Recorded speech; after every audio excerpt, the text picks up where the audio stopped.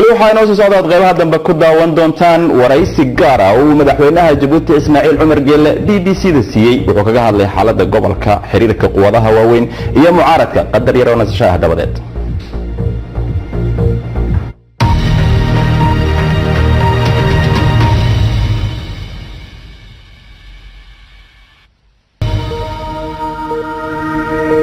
habeen wanaag mar labaad waxaad wali daawanaysaan caawiya caalamka waaniga maxamed cabdi xaraare balaan xasuusiyo qodobka caawa warkeena ugu weyn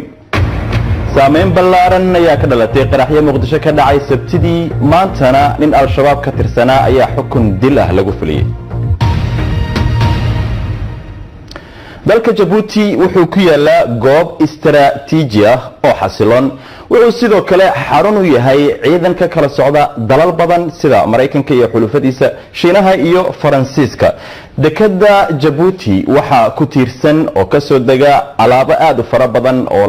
lagana dhoofsada dalal badan ayaa arrimahaas ku tiirsan oo ay Itoobiya ka mid tahay halkaas oo ay iminka ka dhaceen isbeddello waaweyn oo sameeyay gobolka Geeska Afrika madaxweyne Ismaaciil Cumar Geelle oo muddo 20 sano ah ay xilka ayaa u muuqda inuu ka cagajiiday ama saluugsan yahay isbeddeladan geeska gobolka ka jira waraysi gaar ah oo uu siiyay BBC-da ayuu arrimaha uga waramay Qalib Baruud oo dhawaan booqday Jabuuti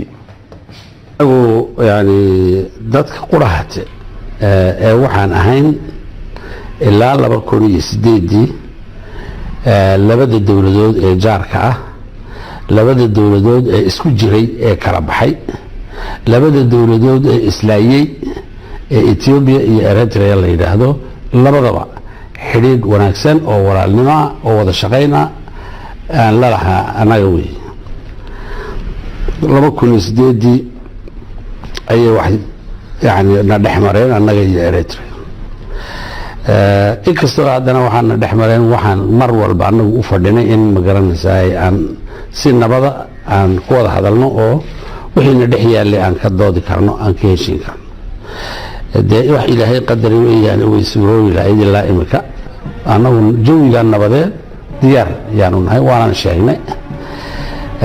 anagana dee waxaan nidhi horta bal arrinkayga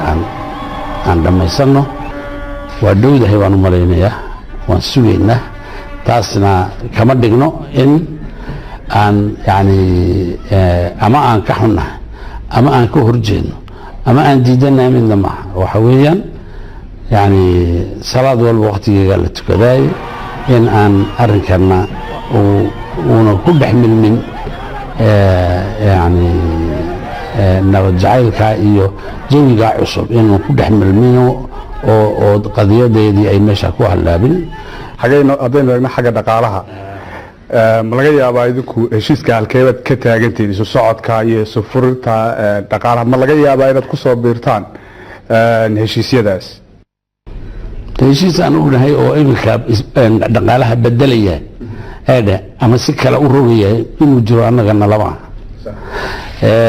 haddii dee aad leedahay yani marsooyinka sidee baa loogu camal falaya annaga ka wuxuu abuurmay 1926 marka ilaa maantana ama Ethiopia ha ku camal fasho ama ha ku camal fali weydee uu socday horena uu socday sidii baan anagu aaminsanahay haddii ka Eritrea lagu camal falayna ma diidno haddii Berbera lagu camal falayo ma diidno haddii Kismaayo lagu camal falayo ma diidno maxaa yeelay waa tartan waa business waxa weeyaan shaqo wanaag iyo kalsooni un baa lagu shaqeynaya idinkiyo Eritrea heshiiskiinu maydin wada hadal maydin bilowday waniga kula daa ragii teknisyaanada ah wasaaradii arrimaha dibadda annagu labadeeda madax waan is aragnay jiddan isku aragnay waniga ku laba ministaradii baa noo haray inay kulmaan ama halkan ama Asmara haddii aynu u gudubno Ethiopia idinka xidhiidhka ka dhaxeeya waxaa ka dhaxeeya xiriir siyaasadeed iyo mid dhaqaale oo dhow marka xiriirka haddii aydan heshiisyadan dhaqaale aad gaar ka ahaataan ma laga yaabaa inuu saameyn ku keeno xiriirkiina gaar yani isu furka dhaqaale aydan ku beeri saddex geesoodka iska jira dekaas iska jira annaga Ethiopia waxaan leenahay xiriir kale oo dhaqaale oo weyn iyo isdhexgal baan leh khudbadeedina waan ku oo xadiid ba train baan noo dhaxay oo wadooyin baan noo dhaxay oo waxaa noo dhaxeeya telecom iyo fiber baan noo dhaxay yani alla wixii exportiga Ethiopia halkan buu soo maraa importigooguna halkan buu maraa dee wax imika aan dee ku heshiin weynay oo aan ku kala tagnayna ma jiro wax uu cusayb u baahanna ma jiro waxay ku xidhan tahay labada sharikadood ama wada shaqaynaya haddii dee ay xagga ascaarta isku diidaan ama haddii meel ka roon helaan oo iska tagayaan annaguna ma diidina taas Djibouti waa sideen hadda sheegnay meel marin muhiim ay ku taala sidoo kale waxaad martigelisaan saldhigyo ciidamo oo quwado waaweyn ay kala leeyihiin sida Mareykanka, Shiinaha, Faransiiska dhawaan la taliyaha xagga amniga xukuumadda Trump waxa uu sheegay in ay isbedel ku keenayaan siyaasadooda kaas oo uu sheegay inay diiradda ku saarayaan waxa ay ku tilmaameen dhaqamada dooxatada ee Shiinaha iyo Ruushka saameyn inta laag ayay idinku yeelan kartaa isbedelka ku yimi siyaasadda Mareykanka isbedel annagu siyaasadda Mareykanka kama aragno dharaadhoodna waxaa nala joogay Secretary of State ninkii ku xigay ee Afrika qaabilsana siyaasadoodu annaga wixii nagu saabsan waa sideedii si ka fiican bay noqonaysaa ninka aad sheegtay sidii ra'yigiisa shakhsiga ah ayuu sheegay jawaabteedana wuu heli doonaa dowladaha dano yaa dhex yaala China iyo America xiriir keena ka fiican inna way yeelan karaan wayna leeyihiin way isku dhex jiraan si ay u kala baxayaan ma jirto isriixriixoogana annaga nama khuseyna anagu waxa aan yani u ogolaanay inay midna hawlihiisa iyo maraakiibtiisa iyo xoolaha boqolkiiba 85 xoolaha badda cas iyo Indian Ocean badweynta India marayay waxa uu 85 boqolkiiba waa Shiina inay wuxuu sheeda ka ilaashadaan anagu waan u ogolaanay oo waxaan isdhexgalka dhaqaale iyo iskaashiga dhaqaale iyo kasokow inaan iyaga u ogolaano inay nala joogaan kuwan kale Mareykankuna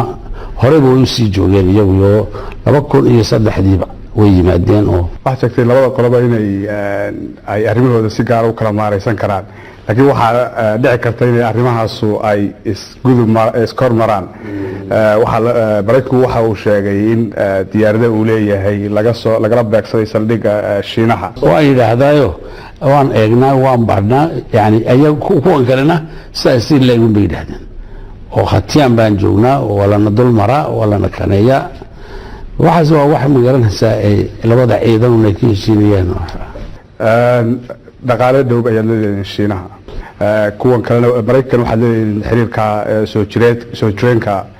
ayagii waxa ka dhaxeeya loolan ma laga yaabaa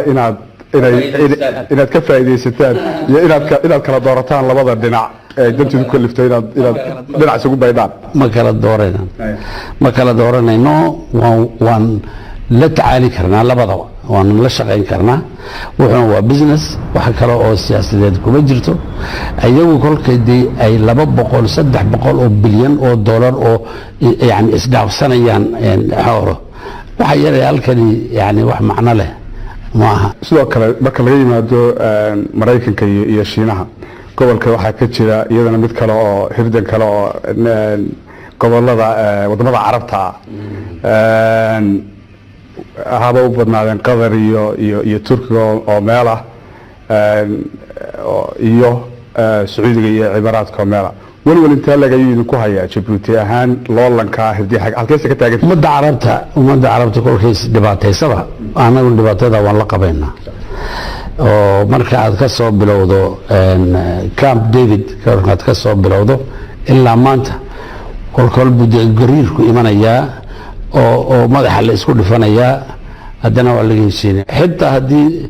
samada kolka loo baxayo ya xuduudii kale kolkaaba aad galayso halka lagu kala tagaya anigu ma garanayo laakiin wax yani iminka wax tegay inaan ka hadlina waxa iminka jira aan ka hadlo haddaynu ka hadlo wax soo socda ama hadda jira sidaa mucaaradka Djibouti ee dibadda ku maqan dalka inay ku soo laabtaan kuwa iska yimaadeen way noqdaan way yimaadaan way socdaan cid diiday ma jirto ku ay maxkamada haysato booyaan